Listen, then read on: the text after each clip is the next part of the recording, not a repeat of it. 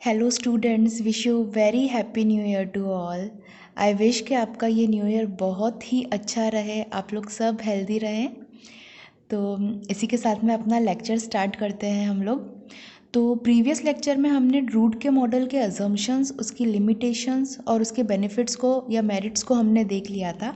अब हमारा जो नेक्स्ट टॉपिक आता है वो फर्मी डिराक एनर्जी डिस्ट्रीब्यूशन है। तो फर्मी डिराक एनर्जी डिस्ट्रीब्यूशन को पढ़ने से पहले हमें ये जानना होगा कि फर्मी एनर्जी क्या होती है। एंड फर्मी एनर्जी को भी पढ़ने से पहले हमें ये आइडिया होना चाहिए कि फर्मी पार्टिकल्स क्या होते हैं। फर्मी जो नाम है वो हमारे पास में आया कहाँ से है। तो इसके लिए हमको अपने प्रीवियस ईयर में चलना होगा। हमने प्रीवियस ईयर में बेसिक ऑफ स्टैटिक्स पढ़ा था, उसी का जस्ट ओवरव्यू ले रहे हैं, जस्ट ब्रशिंग अप के लिए। तो स्टैटिस्टिक्स का मतलब क्या होता है? Statistics, one S is missing over here, यहाँ पे एक एस डाल देना। स्टैटिस्टिक्स का मतलब होता है किसी भी चीज़ की काउंटिंग करना। काउंटिंग करना हिंदी में हम इसे कहेंगे गणना करना। किसी भी चीज़ की गणना करना। और वो चीज़ हम लोग फिजिक्स में क्या लेते हैं? इट कैन बी ऑब्जेक्ट, कोई ऑब्जेक्ट हो सकता है, और पार्टिकल। तो हम लोग ऑब्जेक्ट और पार्टिकल की जो गणना करते हैं, की जो काउंटिंग करते हैं, वही हमारे स्टैटिस्टिक्स के अंदर आती है। और ये जो स्टैटिस्टिक्स है उसको दो पार्ट में क्लासिफाई किया गया है। तो उसका फर्स्ट क्लासिफिकेशन है क्लासिकल स्टैटिस्टिक्स, और नेक्स्ट हम लोग इसे बोलते हैं क्वांटम स्टैटिस्टिक्स या quantum stat. Classical statistics and quantum statistics. तो क्लासिकल स्टैटिस्टिक्स किसके लिए यूज़ आती है और क्वांटम स्टैटिस्टिक्स किसके लिए यूज़ आती है? क्लासिकल जो स्टैटिस्टिक्स है वो उन पार्टिकल के लिए यूज़ आती है जिनको हम ऑब्जर्व कर सकते हैं या फिर और वो डिस्टिंग्विशेबल हो। डिस्टिंग्विशेबल का क्या मतलब हो गया कि वो डिस्टिंक्ट पार्टिकल हो, अलग अलग हम उनको क्या कर सकते हैं? ऑब्जर्व कर सकते हैं। तो उसके लिए हम लोग क्लासिकल स्टैटिस्टिक्स यूज़ करेंगे। और क्वांटम स्टैटिस्टिक्स किसके लिए यूज़ करेंगे? जिनको हम ऑब्जर्व नहीं कर सकते, यानी कि नॉन ऑब्जर्वेबल पार्टिकल्स के लिए। नॉन ऑब्जर्वेबल पार्टिकल्स, हमारे पास में पार्टिकल या तो नॉन ऑब्जर्वेबल हो या फिर मैं कह सकती हूँ कि इनडिस्टिंग्विशेबल हो। Indistinguishable particles. तो इनडिस्टिंग्विशेबल पार्टिकल का क्या मतलब हो गया? यानी कि वो पार्टिकल जिनको मैं पृथक नहीं कर सकती एक दूसरे से, मतलब जिनका नेचर क्या रहे? सेम रहे। यहाँ पे डिस्टिंग्विशेबल और इनडिस्टिंग्विशेबल को मेन हम लोग क्लासीफाई करते हैं उसके वेव फंक्शन से। ये हमने प्रीवियस ईयर में पढ़ा है कि वेव फंक्शन, जिनका वेव फंक्शन ओवरलैप नहीं करता है, मैं इन डेप्थ आपको नहीं समझा रही हूँ, जस्ट बोल के ले रही हूँ कि जिनका वेव फंक्शन ओवरलैप नहीं करता। फॉर एग्जांपल हमारे पास में दो पार्टिकल है एक्स एंड वाई, और एक्स का वेव फंक्शन हमारे पास में ये है एंड वाई का वेव फंक्शन कुछ इस तरीके से है, यानी कि डिस्टिंक्ट वेव फंक्शन है, तो डिस्टिंक्ट इनका पाथ रहेगा। तो उसकी जो स्टडी होगी वो क्लासिकल स्टैटिस्टिक्स के अंदर होगी। और फॉर एग्जांपल हमारे पास में दो पार्टिकल है एक्स एंड वाई, और उनका जो वेव फंक्शन है वो ओवरलैप कर रहा है कुछ इस तरीके से। ठीक है, अगर वो ओवरलैप कर रहा है वेव फंक्शन, यानी कि इनको डिफरेंट सेम टाइम पे हम लोग इनकी लोकेशन को क्या कर सकते हैं? डिस्टिंक्ट वे में फॉर्म नहीं कर सकते, यानी कि उनको लोकलाइज नहीं कर सकते हैं।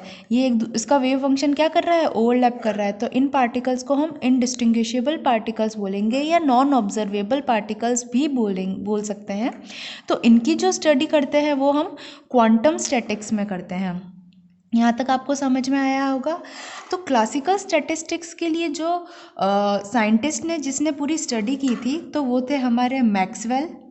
जहाँ क्लासिकल की बात आती है हम लोग पूरी मैक्सवेल थ्योरी अप्लाई करते हैं, और जहाँ क्वांटम की बात आती है तो क्वांटम स्टैटिक्स के अंदर जो इनडिस्टिंग्विशेबल पार्टिकल है वो अगेन क्लासीफाई हो जाते हैं। यहाँ से क्वांटम स्टैटिक्स का क्लासिफिकेशन देखते हैं। Quantum statistics. क्वांटम स्टैटिस्टिक के जो इनडिस्टिंग्विशेबल पार्टिकल्स है, इनडिस्टिंग्विशेबल का मतलब आपको समझ में आया होगा कि जिनको हम लोग अलग अलग नहीं कर सकते, जैसा ही नाम है एकदम वैसा ही इनका काम है। इनडिस्टिंग्विशेबल का मतलब हो गया कि वो अलग अलग डिस्टिंक्ट नहीं कर सकते हम उनको। तो ये दो टाइप के होते हैं पार्टिकल। पहले है हमारे पास में Bose Einstein particle, Bose Einstein particle, और दूसरे हैं फर्मी डिराक पार्टिकल।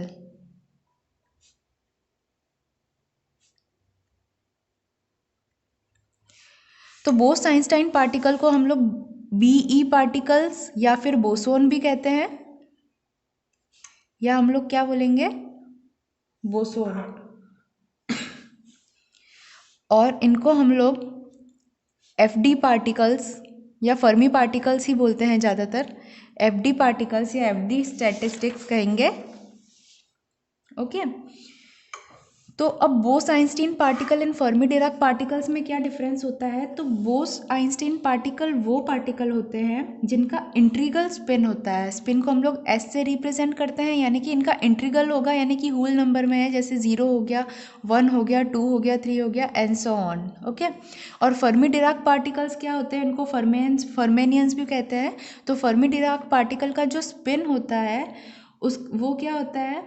इसका हाफ ऑड इंटीग्रल स्पिन होता है। हाफ ऑड इंटीग्रल का क्या मतलब है? हाफ हो गया और जितने भी ऑड नंबर है उन इंटीग्रल्स का, क्योंकि अगर हम लोग इवन नंबर का हाफ करेंगे तो वो एक होल नंबर आ जाएगा। तो ये कॉन्ट्राडिक्टरी स्टेटमेंट बन जाएगा बोस आइंस्टीन और फर्मी डिराक पार्टिकल के बीच में। इसीलिए हम लोग odd odd half integral particles के स्पिन लेते हैं, 5/2, 7/2 एंड सो ऑन। ठीक है। यानी कि इसका एग्जाम्पल मैं ले सकती हूँ इलेक्ट्रॉन। इलेक्ट्रॉन हमारे पास में क्या है? एक फर्मी पार्टिकल्स है। और इसके एग्जाम्पल के तौर पे मैं ले सकती हूँ फोटोन। फोटोन क्या है? ये बोसोन है या बोस आइंस्टाइन पार्टिकल है। ओके। यहाँ तक आपको समझ में आया होगा। तो हमने देखा स्टैटिस्टिक्स क्लासिकल और क्वांटम दो टाइप की हो गई। और क्लासिकल को हम लोग डिस्टिंग्विशेबल पार्टिकल, क्लासिकल स्टैटिक्स के अंदर हम लोग डिस्टिंग्विशेबल पार्टिकल की स्टडी करते हैं और उसके ऊपर पूरी की पूरी मैक्सवेल थ्योरम अप्लाई होती है। और क्वांटम स्टैटिक्स के अंदर हम लोग इनडिस्टिंग्विशेबल पार्टिकल की स्टडी करते हैं और उसके ऊपर पूरी की पूरी हमारे पास में बोस आइंस्टाइन थ्योरी या फिर फर्मी डिराक पार्टिकल्स में इसको हम बोस आइंस्टाइन पार्टिकल या फिर फर्मी डिराक पार्टिकल में हमने इसको फर्दर क्लासीफाई किया है। और इन्हीं साइंटिस्ट ने इनकी अलग अलग बिहेवियर को स्टडी करके इनके बारे में पूरी थ्योरी दी है। यहाँ तक आपको समझ में आया होगा। अब हम लोग ये देखेंगे कि ये जो क्वांटम पार्टिकल्स होते हैं या क्वांटम स्टैटिक्स होते हैं, मैं इनको क्वांटम पार्टिकल्स ही लिख लेती हूँ। जो क्वांटम फिजिक्स होती है, क्वांटम स्टैटिक्स, वो पाउली एक्सक्लूजन लॉ को फॉलो करती है। Based on Pauli's exclusion principal. तो ये पाउलीज एक्सक्लूजन प्रिंसिपल क्या है? पाउलीज एक्सक्लूजन प्रिंसिपल हमने सबने पढ़ा होगा। इस प्रिंसिपल में बेसिक यही होता है कि एक एटम के कोई भी दो इलेक्ट्रॉन के चारों क्वांटम नंबर जो है वो कभी भी सेम नहीं हो सकते। यही हमारा पाउली एक्सक्लूजन प्रिंसिपल कहता है। क्या कहता है?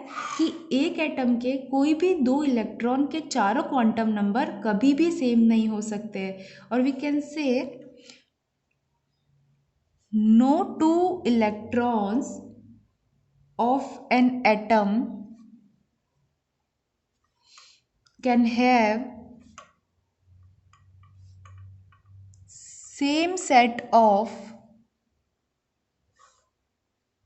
4 quantum numbers।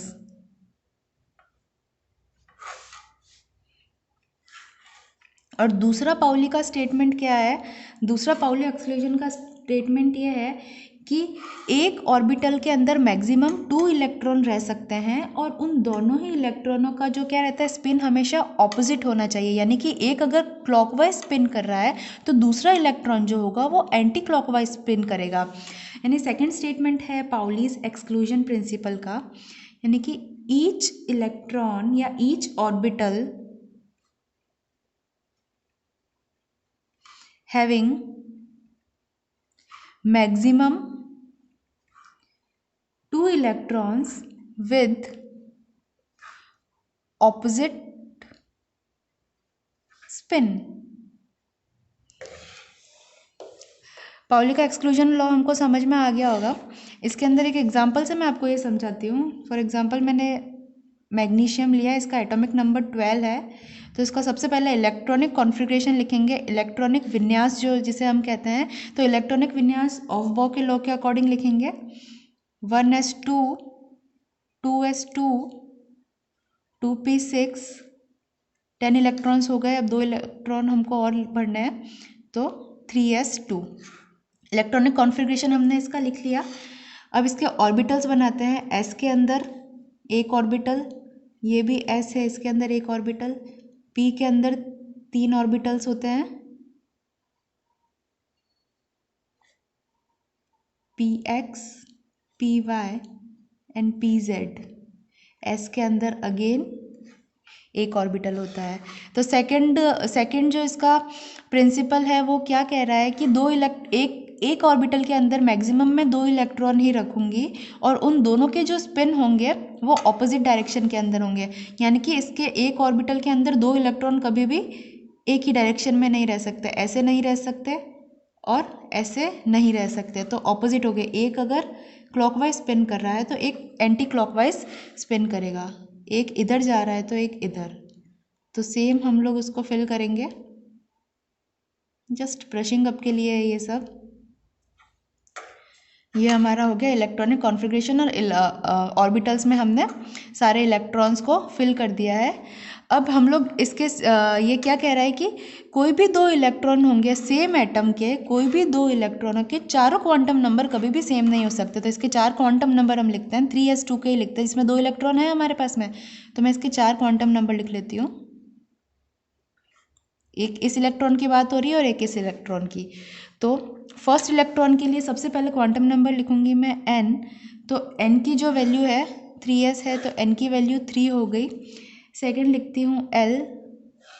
s के लिए, s ब्लॉक के लिए l की वैल्यू मेरे पास में आ जाएगी 0, m की वैल्यू भी रहेगी 0, और लास्ट अपने पास में इसमें स्पिन की वैल्यू लिखती हूँ, स्पिन। तो इसका क्या हो जाएगा +½ ठीक है। और सेकंड इस इलेक्ट्रॉन की बात करूं, n की वैल्यू सेम उसमें है ब्लॉक में, तो मैं n की वैल्यू क्या करूंगी, n is equal to 3, l is equal to 0 for s, m is equal to 0। And अब यहाँ पे स्पिन जो आएगा वो यहाँ पे एंटी क्लॉकवाइज हो जाएगा, तो इसको मैं -½ लिखूंगी। यानी कि हालांकि मेरे 3 जो क्वांटम नंबर है वो सेम है इन 2 इलेक्ट्रॉन्स के लिए, लेकिन जो नेक्स्ट चौथा क्वांटम नंबर आ गया वो क्या आ गया, डिफरेंट आ गया। यानी कि इस केस के अंदर मेरे पास में क्या हो गया कि 4 क्वांटम नंबर सेम नहीं आएंगे। 2 क्वांटम नंबर सेम हो सकते हैं, 3 क्वांटम नंबर सेम हो सकते हैं, 1 क्वांटम नंबर सेम हो सकता है, बट चारों के चारों क्वांटम नंबर क्या है, किसी भी केस के अंदर सेम नहीं आएंगे सेम एटम के इलेक्ट्रॉन्स के लिए। इसी को दूसरे एग्जाम्पल से भी हम लोग देखते हैं, pz के लिए लेकर के देख लेते हैं। तो सबसे p के लिए जो m की वैल्यू होती है, px और py के लिए m की वैल्यू +-1 होती है, +1 भी हो सकती है, -1 भी। और pz के लिए मेरे पास में m की जो वैल्यू रहेगी वो 0 ही रहती है। तो यहाँ पे हम लोग pz के इलेक्ट्रॉन और 3s के इलेक्ट्रॉन के क्वांटम नंबर को कंपेयर करने वाले हैं, ठीक है। pz के अंदर मेरे पास में क्या है, 2 इलेक्ट्रॉन है, और ये 3s की बात हो रही है और ये 2p की बात हो रही है, और 3s के अंदर भी मेरे पास में 2 इलेक्ट्रॉन हैं, ओके। तो इन दोनों इलेक्ट्रॉन्स को अगर मैं स्टडी करूं तो इसके लिए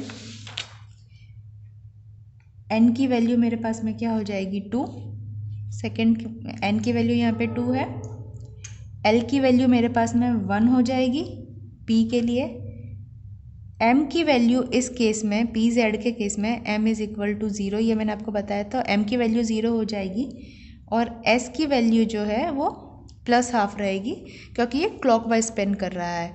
और 3s के लिए अगर मैं n की वैल्यू देखूं तो n की वैल्यू 3, l की वैल्यू 0, m की वैल्यू 0 और s की वैल्यू जो क्या है प्लस हाफ रहेगी। यानी कि यहाँ पे स्पिन मेरा क्या हो गया, सेम डायरेक्शन के अंदर हो गया। तो मेरे पास में m भी सेम है बट L डिफ़र कर रहा है और N डिफ़र कर रहा है इन दोनों केस के अंदर। तो यही मेरा पाउली एक्सक्लूजन लॉ है कि सेम एटम के लिए कोई भी दो इलेक्ट्रॉनों के चारों क्वांटम नंबर किसी भी केस में सेम नहीं आ सकते। तो यहाँ तक आपको समझ में आया होगा। और ये जो पाउलीज एक्सक्लूजन लॉ है वो वर्क किसके लिए करता है, तो पाउलीज एक्सक्लूजन जो लॉ है वो बेस्ड होते हैं फर्मी पार्टिकल्स के लिए। जो फर्मी पार्टिकल्स है वो पाउलीज एक्सक्लूजन प्रिंसिपल को फॉलो करते हैं। तो आई होप आपको ये समझ में आया होगा। तो नेक्स्ट लेक्चर में हम लोग देखने वाले हैं कि फर्मी एनर्जी लेवल्स क्या होते हैं और फर्मी एनर्जी क्या होती है। ओके।